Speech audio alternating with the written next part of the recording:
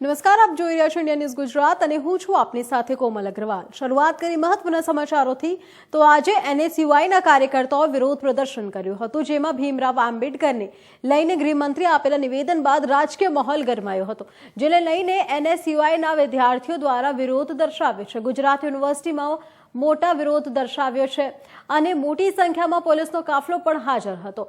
NSUI દ્વારા માંગ કરવામાં આવી હતી કે કેન્દ્ર ગૃહમંત્રી અમિત શાહ માફી માંગે અને એવી માંગ સાથે વિરોધ પ્રદર્શન કર્યું હતું। કહેવામાં આવી રહ્યું છે કે કેન્દ્રીય મંત્રી અમિત શાહે ભીમરાવ આંબેડકરનું અપમાન કર્યું છે, જેને લઈને અમિત શાહ માફી માંગે અને જો માફી ના માંગી શકતા હોય તો અમિત શાહ પોતાના પદ પરથી રાજીનામું આપે તેવી માંગ કરી હતી।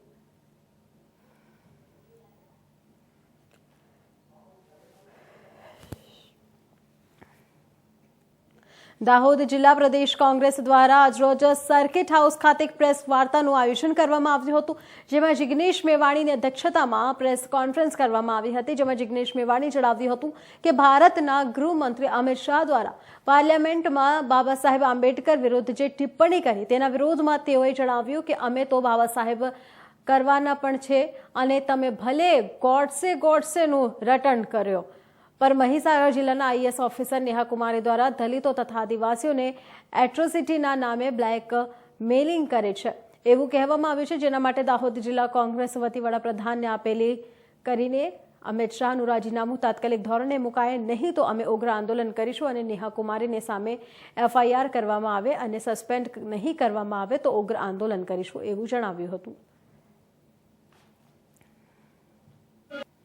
સંસદના એ પવિત્ર સ્થળ ઉપર ગુજરાતમાંથી ચૂંટાઈને ગયેલા અને એક સમયે ગુજરાતમાં જ ગુનાખોરીના આરોપમાં તડીપાર થયેલા ભારતના ગૃહમંત્રી અમિતભાઈએ બાબા સાહેબ આંબેડકરનું જે રીતે અપમાન કર્યું, આ અપમાન બતાવે છે કે ભારતીય જનતા પાર્ટીના માતૃ સંસ્થા આરએસએસની શાખાઓમાં જે ઝેર પીરસવામાં આવે છે માનસમાં, સંવિધાન વિરોધી ઝેર, દલિતો, આદિવાસીઓ અને વંચિતો પીડિતો વિરુદ્ધનું એમનું ઝેર અને ખાસ કરીને કોંગ્રેસના જે તે સમયના આ દેશની આઝાદીના લડવૈયાઓ વિરુદ્ધનું ઝેર, એ ઝેર જે છે એ સંસદમાં ઓકાયું એવું લાગે છે।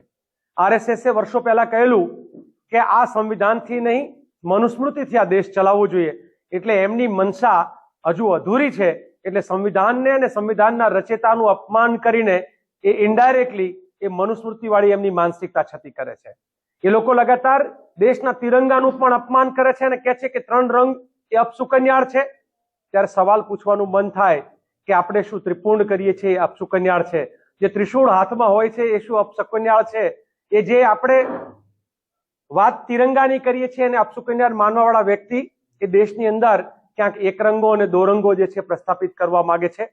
એમણે આ દેશના રાષ્ટ્રગાનનું પણ વારે વારે અપમાન કર્યું છે। હું એટલે કહું છું કે દેશ રાષ્ટ્રગાનનું, સંવિધાનનું અને દેશના સંવિધાનના રચિતાનું અપમાન ક્યારેય નહીં સહન કરી શકે અને એટલા માટે થઈને આવનાર સમયમાં સ્વાભિમાન સંમેલનો દ્વારા અમે એ બાબા સાહેબનું અપમાન કરનાર વ્યક્તિ જે છે એને પાઠ ભણાવશું કે આ દેશ તમારી આવી ભાષા જે છે કોઈ રીતે ચલાવવા નથી માંગતો। અને એક વાત કરીને હું વાત પૂરી કરીશ। દાહોદમાં છું એટલા માટે દાહોદની અંદરથી ભારતીય જનતા પાર્ટી જાણે એવું માની બેઠી છે કે આ દાહોદ છે ગુજરાતને મજૂરોને સપ્લાય કરનાર જિલ્લા તરીકે રહેશે આજીવન અને માટે કોઈ જાતના વિકાસના કામો અહીંયા થવા નથી દેતા। દાહોદમાંથી ચૂંટાઈને આવેલા ભાજપના ધારાસભ્યો અને સંસદ સભ્યો એ દાહોદની જનતાની ચિંતા કરવાના બદલે એ માત્ર એને ભગવાન ભરોસે છોડી દીધું છે। અને એટલે જ હું તો એમ કહું છું અહીંના લોકોને, તમે એવી બસની અપેક્ષા રાખો ને કે ગુજરાત અને ભારતભરમાંથી બસ ભરી ભરીને અહીંયા મજૂરો તરીકે અહીંયા આવે, માત્ર અહીંથી મજૂરોને સપ્લાય કરનાર જિલ્લા તરીકે ક્યાં સુધી આપણે એ નામ રાખશું? ધન્યવાદ। પહેલા ભારતની સંસદમાં, દુનિયાની કોઈ સંસદમાં ન બને એવી ઘટના બની। અમિત શાહે, ભારતના ગૃહમંત્રીએ ડોક્ટર બાબા સાહેબ આંબેડકરનું અપમાન કરતા કહ્યું કે આજકાલ આંબેડકર આંબેડકર આંબેડકર બોલવું એક પ્રકારની ફેશન બની ગઈ છે। એ ફેશન નથી, ભારતના સંવિધાન પ્રેમીઓ માટે, આદિવાસી, ઓબીસી અને દલિત સમાજ માટે અમારું પેશન છે, એ અમારો જુસ્સો છે। આ ડોક્ટર ભીમરાવ બાબા સાહેબ આંબેડકર અને ભારતનું સંવિધાન ન હોતે તો દલિત, આદિવાસી, ઓબીસી, મહિલા અને વંચિત વર્ગોને ગૌરવપૂર્વક, સ્વમાનપૂર્વક જીવન જીવવાનો અધિકાર ન મળ્યો હોય એટલે જે લોકો ગોડસેમાંના મનુસ્મૃતિમાં માને છે એ મનુસ્મૃતિ ગોડસે કર્યા કરે. અમે ડોક્ટર બાબા સાહેબ આંબેડકર કર્યા કરીશું અને સંવિધાનને અમે સેલિબ્રેટ કરીશું. પણ અમારી માગણી છે કે જે પ્રમાણેના શબ્દોનો પ્રયોગ અમિત શાહે કર્યો, તાત્કાલિક એ ઇસ્તીફા આપી દે, રાજીનામું આપી દે, અને જ્યાં સુધી રાજીનામું નહીં આપે ત્યાં સુધી રોડ ઉપર ઉતરીને અમે આંદોલન કરવાના છીએ. આવનારા દિવસોમાં દાહોદમાં, સમગ્ર ગુજરાતમાં અને સમગ્ર દેશમાં ઉગ્ર આંદોલન થશે. જરૂર પડીએ ગુજરાત બંધનો કોલ પણ આપીશું, પણ અમિત શાહનું રાજીનામું લઈને રહીશું.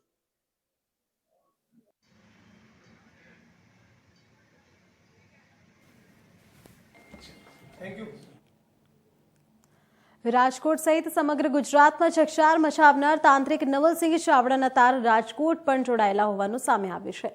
એક નહીં પણ 12 લોકોની હત્યા કરનારા તાંત્રિક નવલસિંહ ચાવડા અમદાવાદના સરખેજ પોલીસ સ્ટેશનના હાથે ઝડપાઈ ગયો હતો, અને જે બાદ તાંત્રિક આરોપી નવલસિંહ ચાવડાનું કોઈ કારણસર મોત નીપજ્યું હતું. સાથે જ મોત પહેલા તાંત્રિક નવલસિંહ ચાવડાએ સરખેજ પોલીસ સ્ટેશન મથકે એક નહીં પણ 12 જેટલી હત્યાનો ભેદ ઉકેલ્યો હતો. वो मेरे ही मकान में रह रहे थे, वो चारों लोग मेरे ही मकान में शायद 10-12 साल से रह रहे थे, बराबर है. और उसका वो आत्महत्या हो गई थी वो तो पता चला था हमको, और उसको सब पूरे पड़ोतरी के गांव के पास हुई थी, बराबर है. उसमें पुलिस केस भी हुआ था, पोस्टमार्टम भी हुआ था, सब हुआ था. पर उसमें तो सुसाइड ही था, ऐसा ही सब डिक्लेयर हुआ है. सुसाइड नोट भी उसके पास से मिली थी, इसलिए तो फिर कंफर्म हो गया कि भाई इसने सुसाइड ही किया है.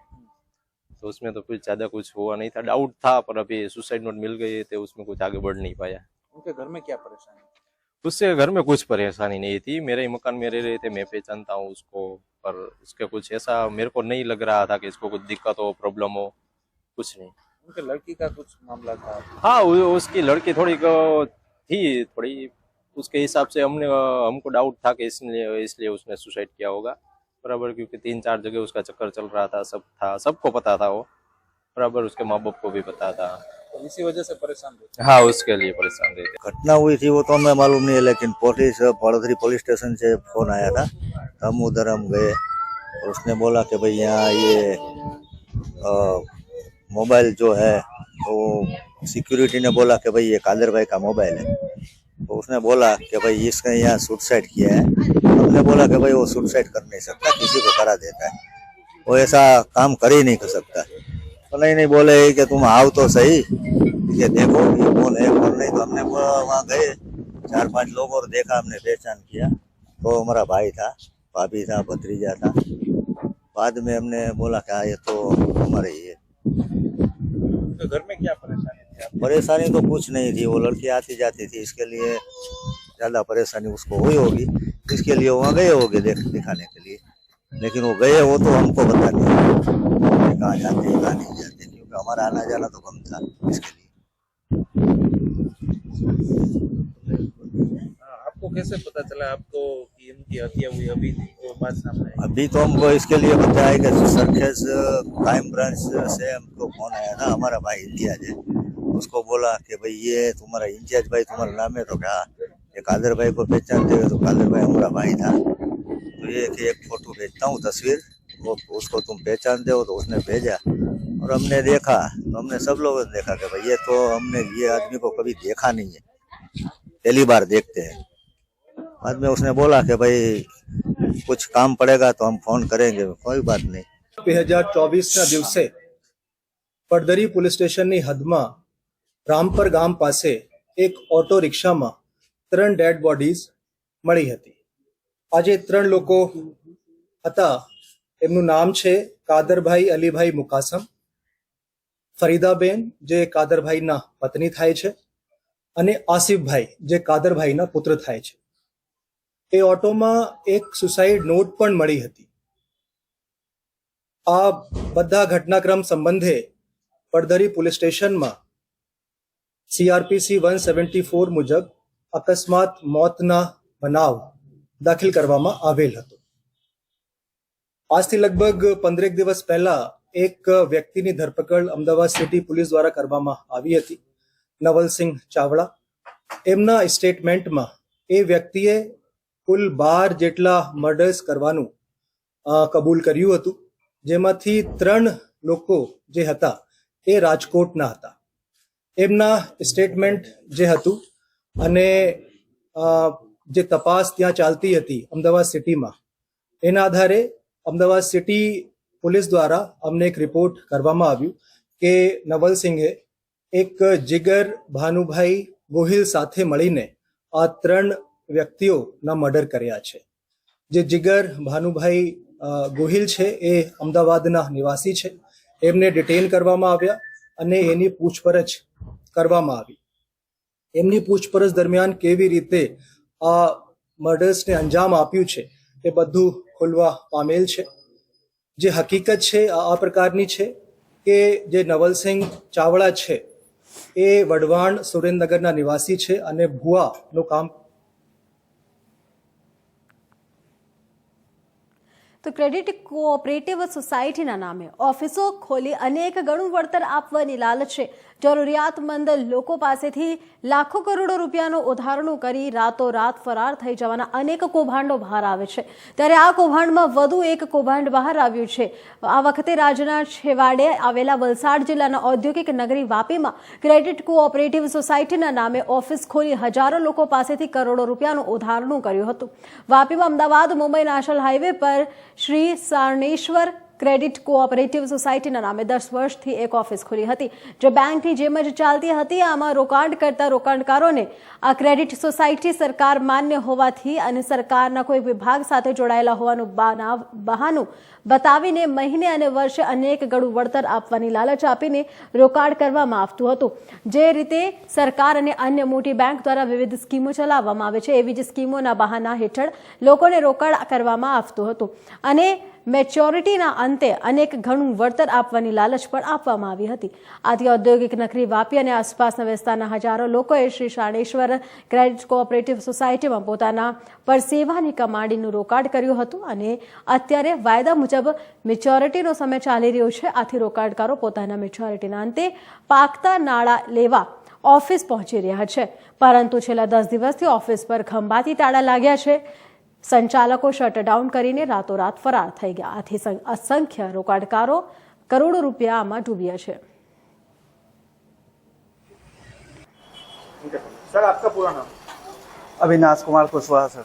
इसके सामने अविनाश जी, ये आपके साथ क्या फ्रॉड हुआ है, क्या मामला है? Sir Shri Sarneshwar cooperative society limited company की नाम है, बैंक चलाती है और उसमें हमें बोला गया, हमने किसी एजेंट के द्वारा उसमें अकाउंट खुलवाया और पर मंथ 2000 रुपये हम उसमें जमा करते थे। और जब 5 साल का हमारा पॉलिसी था, 5 साल में हमको 1,71,270 रुपया बैंक वाले भुगतान करते। और हमारे जैसे कई लोग हैं हमारे कंपनी में जिसका कि उसमें पैसा लगा हुआ है और उसकी चिंता बढ़ गई है, वो लोग चिंता में रहते हैं और समाधान चाहते हैं। अभी क्या आपने देखा कि ऑफिस पे ताला लगा है?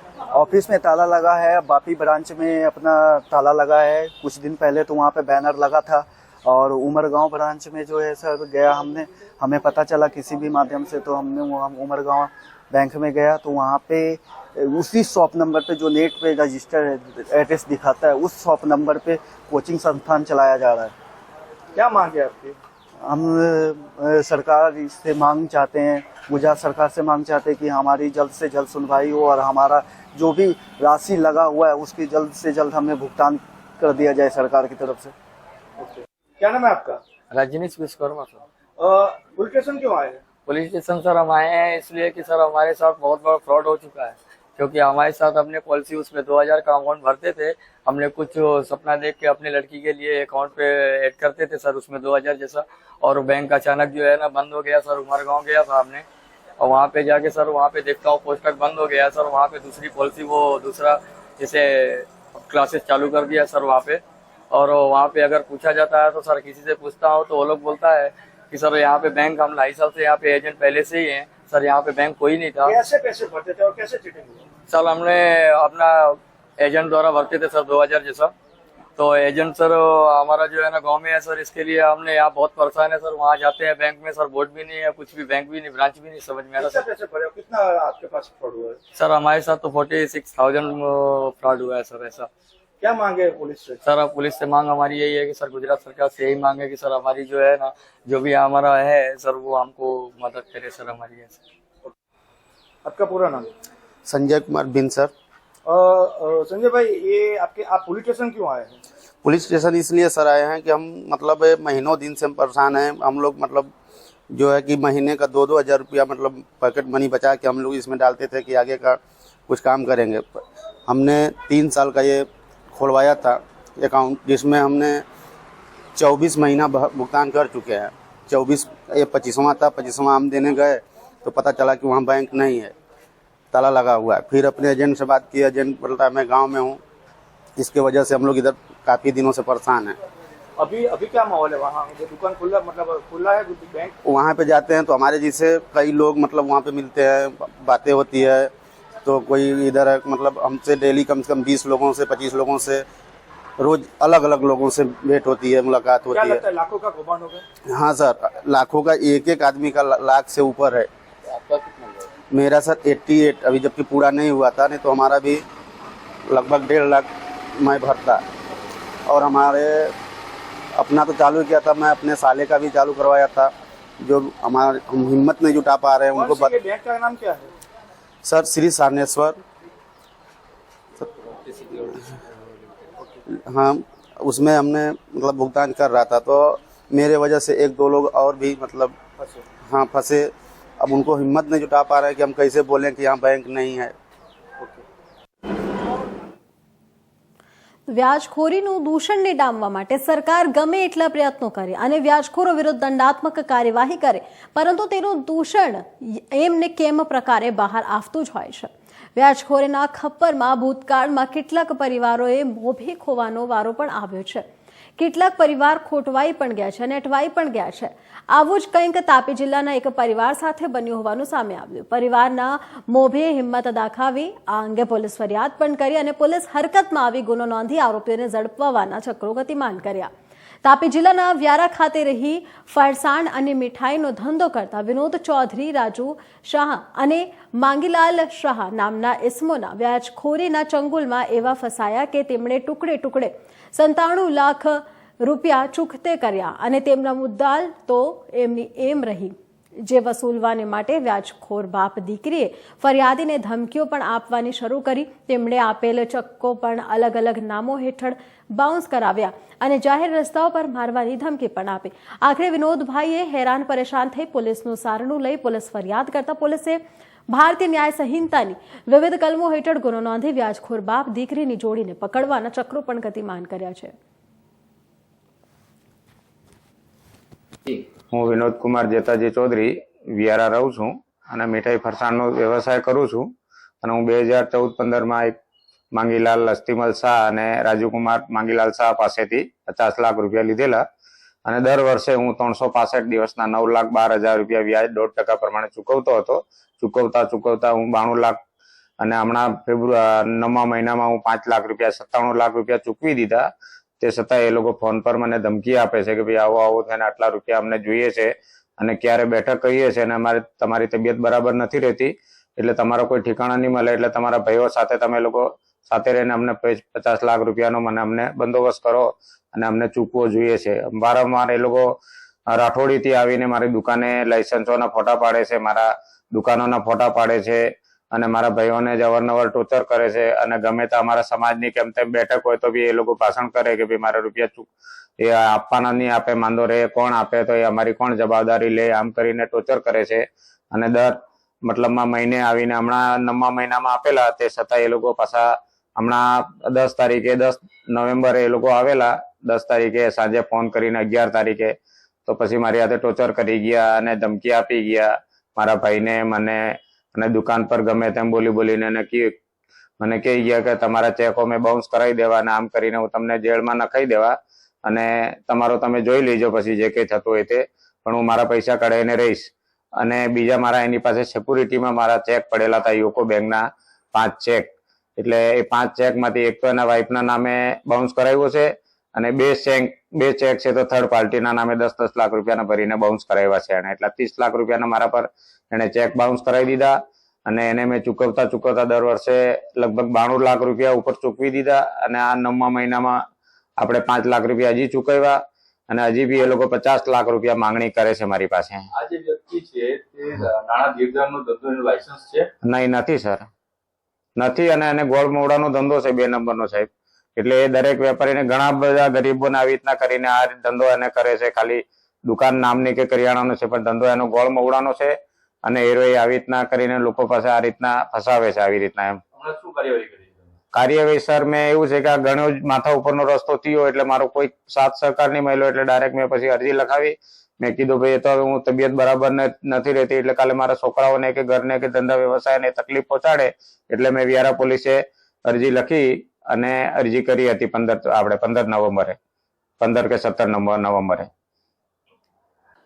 વ્યારા ટાઉન પોલીસ સ્ટેશનમાં આ કામે ફરિયાદી વક્તારામ ઉર્ફે વિનોદભાઈ જેતાજી ચૌધરી નાઓએ તારીખ 17/12/24 રોજ એક ફરિયાદ દાખલ કરાવેલ અને જેમાં ભારતીય ન્યાય સંહિતાની કલમ 351(2) તથા ગુજરાત નાણાંની ધીરધાર કરનારા બાબતનો અધિનિયમ 2011ની કલમ 40 તથા 42(ક) મુજબની ફરિયાદ દાખલ કરાવેલ છે. જેમાં આ કામના સામાવાળાઓએ ધીરધારનું કોઈ પણ પ્રકારનું લાયસન્સ લીધેલ નહીં હોવા છતાં આ કામના ફરિયાદીને સને 2014માં ₹50 લાખ વ્યાજે આપેલા અને જેની સામે ફરિયાદીએ આજ દિન સુધી ₹92,25,000 તેઓને પરત ચૂકવી દીધેલ હોવા છતાં ₹50 લાખની વધારાની મોબાઈલ ફોનથી તથા રૂબરૂમાં જઈ માંગણી કરી ફરિયાદીને ધાક ધમકી આપી ગુનો કરેલ હોય આ કામે વ્યારા ટાઉન પોલીસ સ્ટેશનમાં FIR દાખલ કરવામાં આવેલ છે. આ કામે જે આરોપી છે એમના નામ છે રાજુભાઈ માંગીલાલ શાહ તથા બીજાના આરોપી છે માંગીલાલ હસીમલ શાહ. એ બંને આરોપીઓ છે અને એમની તપાસ ચાલુ છે તથા શાહેદોના નિવેદન લેવાની પ્રક્રિયા ચાલુમાં છે. આ કામે તપાસ ચાલુ છે. જો આ પ્રવૃત્તિ બીજા કોઈ વ્યક્તિઓ જોડે પણ કરવામાં આવેલ હશે તો એ અંગે પણ પોલીસ જાહેરાત આપી અને શાહેદોને બોલાવી આગળની કાર્યવાહી કરશે. ઇન્ડિયા ન્યૂઝ ગુજરાતે ભાદર 2 ડેમમાંથી પાણી છોડવાની ખેડૂતોની માંગ બાબતનો અહેવાલ પ્રસિદ્ધ કર્યો હતો. તો શિયાળુ પાકના પિયાત માટે ખેડૂતો લાંબા સમયથી ભાદર 2નું પાણી કેનાલ મારફત આપવા માટે માંગ કરી રહ્યા હતા. સિંચાઈ વિભાગ દ્વારા ભાદર 2 કેનાલની સફાઈ કામગીરી ચાલતી હતી, જેને લઈને પાણી છોડવામાં આવ્યો હતો. ઇન્ડિયા ન્યૂઝ ગુજરાતના અહેવાલ બાદ ભાદર 2 સિંચાઈ વિભાગ દ્વારા તાત્કાલિક ધોરણે ભાદર 2ની કેનાલમાં સિંચાઈ માટે પાણી છોડવામાં આવ્યું છે. ચાવડા અધિક મદદ ઇજનેર ભાદર 2 સિંચાઈ પેટા વિભાગ. આપણે રવિ સિઝનમાં પાણી આપવાની વાત કરીએ તો આ વર્ષે સારા વરસાદને લીધે ડેમ 100% ભરાયેલ છે, જેને લીધે આપણે 1000 હેક્ટરનું સિંચાઈનું પાણી આપવાનું નક્કી કરેલ છે. આ સિંચાઈના પાણીનો લાભ ધોરાજી તાલુકા, ઉપલેટા તાલુકા અને માણાવદર તાલુકાના ગામોને 26 જેટલા ગામોને લાભ થશે ને પાણી છોડવામાં કેનાલમાંથી પાણી છોડી દેવામાં આવેલ છે. તો ઉપલેટામાં માથાભારે શખ્સો દ્વારા ગેરકાયદેસર કબજો જમાવેલ જમીન ઉપર તંત્રનું મેગા ડિમોલિશન હાથ ધરવામાં આવ્યું છે. ઉપલેટા હાટફૂડી ગામે આવેલ સર્વે નંબર 18ની જમીન ઉપર બુલડોઝર ફેરવાયા છે. ઉપલેટા હાટફૂડી ખાતે પ્રાંત અધિકારી ધોરાજી, ઉપલેટા મામલતદાર, ચીફ ઓફિસર અને પોલીસ સ્ટાફ સાથે મેગા ડિમોલિશન હાથ ધરાયું અને હાટફૂડી ખાતે અંદાજે 1000 વીઘા જમીન ઉપર ગેરકાયદેસર કબજો હોય અંદાજે 80 કરોડ રૂપિયાની જમીન ખાલી કરવાની કામગીરી શરૂ કરાઈ છે. આપનું નામ ને વિગત? હું નિખિલ મહેતા, મામલતદાર ઉપલેટા. ઉપલેટા તાલુકાના હાટફોડી ગામે રેવન્યુ સર્વે નંબર 18ની અંદાજે 200 હેક્ટરથી વધુ જમીન ઉપલેટા નગરપાલિકાને જે તે સમયે નીમ કરવામાં આવેલ હતી. ઉપલેટા નગરપાલિકાને નીમ કરવામાં આવેલા જમીનમાં મોટા પાયે દબાણો થઈ ગયેલા. આથી અમે DILR મારફત આ નીમ થયેલ જમીનની માપણી કરાવી અને આ માપણી દરમિયાન જે લોકોના કબજા ગેરકાયદેસર જણાઈ આવ્યા એ તમામ લોકોને નગરપાલિકા દ્વારા નોટિસ આપી પોતાના માલિકીના આધાર પુરાવા રજૂ કરવાની પૂરતી તક આપી અને જે લોકોનો કબજો ગેરકાયદેસર માલુમ પડ્યો એ દૂર કરવાની કાર્યવાહી આજે પ્રાંત અધિકારી સાહેબ ધોરાજીના નેતૃત્વમાં વહીવટીતંત્ર દ્વારા ચુસ્ત પોલીસ બંદોબસ્ત વચ્ચે આજે હાથ ધરવામાં આવી છે. કેટલા વીઘા દબાણગ્રસ્ત જમીન અંદાજે 1000 વીઘા જેટલી માપણી સીટ ઉપરથી જણાઈ આવી છે અને એમને દૂર કરવાની કાર્યવાહી આજે ચાલુ છે. વીઘાના 8 થી 10 લાખ ભાવ ગણીએ તો અંદાજે 80 કરોડથી 100 કરોડની કિંમતની આ જમીન થાય. તો હાલ સમાચારમાં આટલું જ. વધુ સમાચાર માટે જોતો રહો ઇન્ડિયા ન્યૂઝ ગુજરાત, ગુજરાતની ધડકન. નમસ્કાર.